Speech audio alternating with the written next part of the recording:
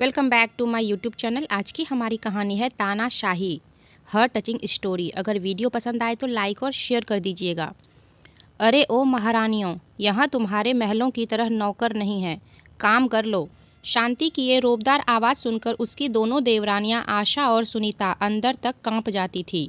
जरा से फुर्सत के पल भी वो दोनों एक साथ नहीं गुजार सकती थी। दोनों के पति कमल और सुशील उनके बड़े भाई रामचरण के साथ एक ही दुकान पर काम करते थे। बात दोनों तरफ एक जैसी थी। वहाँ दुकान पर दोनों भाई अपने बड़े भाई से एक शब्द नहीं बोल सकते थे और यहाँ घर पर दोनों अपनी सास कम जेठानी से एक शब्द नहीं बोल सकती थी। सास को तो दोनों ने देखा ही नहीं था और जेठानी केवल नाम की ही शांति थी। दोनों भाइयों का रामचरण के आदेश पर दुकान के काम में पिले रहना और घर में शांति के आदेश पर आशा और सुनीता का घर के काम में पिले रहना अब नियति बन चुका था। हालांकि कमल और आशा की शादी को अभी 1 साल और सुशील और सुनीता की शादी को सिर्फ 8 महीने ही हुए थे। दोनों देवरानियां देर रात को जब घर के काम से निपटती तो अपने हारे थके पतियों से कोई शिकायत नहीं कर पाती थी, लेकिन पतियों को सब पता था, पर वो विवशता से कुछ न कह पाते। दोनों भाई सब कुछ जानते और समझते थे, पर कुछ कह नहीं पाते थे।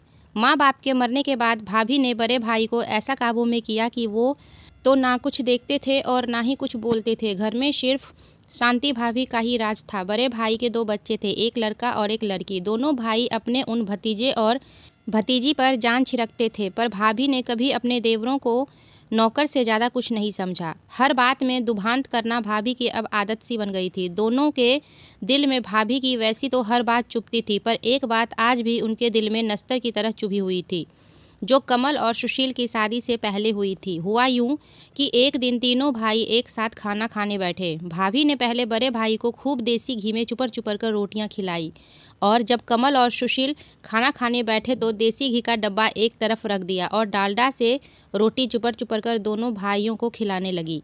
ये देखकर कमल ने हिम्मत करके भाभी से कहा, भाभी हमको भी देसी घी से चुपर कर रोटी दो ना, बड़े भाई को भी तो आप देसी घी की रोटी देती हो। इतना सुनते ही शांति भड़क गई और बेलन नचा नचा कर बोली, हाँ तुम्हारा बाप बहुत जायदाद छोड़ गया है और तुमने बड़े महल खड़े कर दिए हैं, जो तुमको भी देसी घी की चुपड़ी हुई रोटियां चाहिए। पर भाभी, बाप तो हम सभी भाइयों का एक ही था और अब बड़े भाई ही हमारे पिता हैं, तो आप ये दुभांत क्यों करती हैं? कमल ने भर्राए हुए गले से कहा। इतना सुनते ही शांति का पारा आसमान पर पहुंच गया और उसने बेलन दूर फेंक कर मारा और रामचरण से चिल्लाती हुई बोली, मेरे बस का नहीं है कि सबका काम भी करूं और ताने भी सुनूं। पत्नी को क्रोध में देखकर रामचरण की तो जैसे जान ही निकल गई। अपने ही दोनों भाइयों को बुरा भला कहकर अपनी पत्नी को मनाया। इस सब के बीच अपने भाइयों को ये देखने का ख्याल भी रामचरण के मन में नहीं आया। उस दिन दोनों भाई भूखे ही सो गए। समय बीता और कमल सुशील दोनों की शादी हो गई, लेकिन हालात जस के तस थे। भाई अपने दोनों भाइयों को इसलिए घर से नहीं निकालता था कि इनसे अच्छे नौकर उसको कहाँ मिलेंगे, और भाभी को अब 2 अच्छी नौकरानियां मिल गई थी। पर कहते हैं कि समय एक सा कभी नहीं रहता। समय बीतता गया और कमल और सुशील के भी बच्चे हुए। घर छोटा पड़ने का बहाना बनाकर शांति और रामचरण ने दोनों भाइयों को अलग कर दिया। दोनों भाइयों को खाली हाथ घर से निकाल दिया, पर दोनों भाइयों ने अपनी एकता को अटूट रखा और एक ऐसा घर लिया जहां वे दोनों अपने परिवार सहित रहने लगे। भाई के व्यवहार से भी दोनों का मन खट्टा हो गया और दोनों भाइयों ने अलग अलग नौकरी कर ली और सुखपूर्वक अपने परिवार में मगन रहने लगे। शांति खुश थी कि दोनों भाइयों को बिना कुछ दिए सब कुछ उसका हो गया। समय अपनी गति से चल रहा था। एक दिन रामचरण और शांति के बेटे का भी ब्याह हो गया। शांति बड़े अरमानों से अपने बेटे के लिए बहू लेकर आई थी। शादी में बड़े भाई ने अपने पत्नी प्रेम के चलते अपने दोनों छोटे भाइयों को न्योता नहीं दिया था। इधर कमल और सुशील ने अपने भाई भाभी से रिश्ता तो नहीं तोड़ा था, पर वो रिश्ता अब ऐसा था कि बिना खुशबू के फूल। लेकिन अपने किए कर्म सामने जरूर आते हैं और ये शांति को जल्दी ही पता लगने वाला था। समय ने करवट ली। रामचरण अब बीमार रहने लगा था और ज़्यादातर घर पर ही रहता था। दुकान अब बेटे ने संभाल ली थी। एक दिन बेटा खाना खा रहा था और बहू ने प्यार से खूब घी चुपर चुपर कर अपने पति को रोटियां खिला रही थी। शांति रामचरण के पास बैठी हुई ये सब देख रही थी। बेटे के खाना खाने के बाद रामचरण खाना खा रहा था और शांति उसके साथ ही बैठी हुई थी। बहू रोटियां बना बनाकर रामचरण की थाली में रखती जा रही थी। रोटियां नाम मात्र की चुपड़ी हुई और जली जली सी बन रही थी, पर कहते हैं ना कि बंदर कितना भी बूढ़ा हो जाए, घुरकी मारना नहीं छोड़ता। और इसी नीति के अनुसार शांति ने कड़क कर बहू से कहा, क्यों री, ये रोटियां कैसे बना रही है? तेरी माँ ने क्या ऐसी ही रोटियां बनानी सिखाई है? बस इतना सुनना था कि बहू रानी रसोई से बेलन लहराती हुई आई और शांति पर बरस पड़ी। देखो सासू माँ, मेरी माँ पर मत जाना, और रही बात मेरी माँ ने क्या क्या सिखाया है, तो उन्होंने जो सिखाना था वो सिखा चुकी। अब मुझसे बात करो। और क्या हो गया?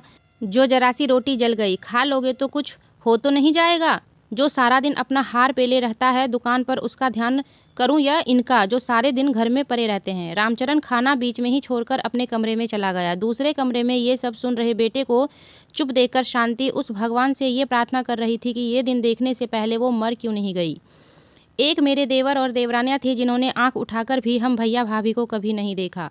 जवाब देने की बात तो बहुत दूर रही, और आज मेरी बहू है। उस दिन के बाद शांति की आवाज़ तो जैसे चली ही गई। जैसा बहू और बेटा चला रहे थे, उसी तरह की जिंदगी को चलाने का शांति और रामचरण ने समझौता कर लिया। शांति की तानाशाही को अब विराम लग चुका था। शांति अब अपनी देवरानियों के बीच उपहास और दया का पात्र बन गई थी। घड़ी घड़ी पुरानी बातों में खो जाना अब उसकी आदत सी बन चुकी थी। तो फ्रेंड्स, आपको ये कहानी कैसी लगी कमेंट करके बताइएगा। वीडियो पसंद आई तो लाइक और शेयर भी कर दीजिएगा। और ऐसे ही कहानियों की वीडियो देखने के लिए मेरे चैनल को सब्सक्राइब करके बेल आइकन को प्रेस कर दीजिएगा, ताकि मेरे वीडियोस का नोटिफिकेशन आपको मिल सके। तो फिर मिलते हैं एक नई वीडियो में एक नई कहानी के साथ। तब तक के लिए टेक केयर एंड बाय।